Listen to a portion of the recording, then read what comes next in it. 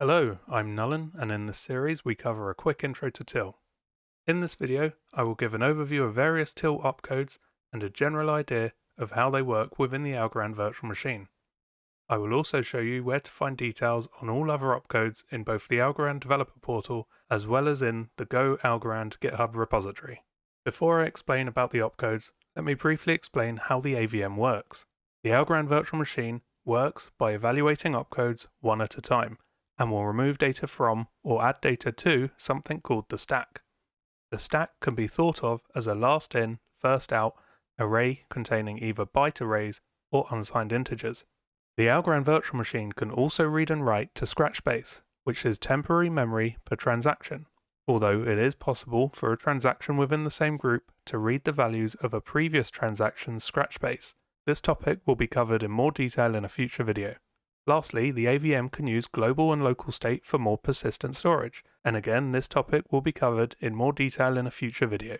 There are approximately 167 opcodes in the AVM at the time of this video, and I won't be able to demonstrate anywhere near all of them. However, it is worth understanding the different types of opcodes you'll come across when using TEAL.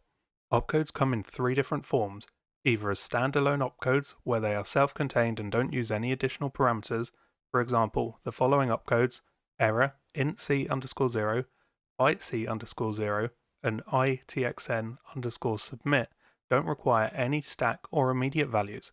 Then there are opcodes that require immediate values, which are values following directly after the opcode. For example, pushint, txna, store, and global, which all require additional values after the opcode. Finally, and most commonly, are opcodes which use values taken off the top of the stack. These include plus, equals equals, char256, len, dig, and swap, which all remove one or more values off the top of the stack, manipulate the data, and place a new value or values back on the stack. The observant among you may have noticed that dig uses both stack values and immediate values, which is also possible. Another important piece are the pseudo opcodes, which don't exist as opcodes themselves, but represent another commonly used opcode which it's converted to during compilation. For example, int and byte are pseudo opcodes for pushint and pushbyte.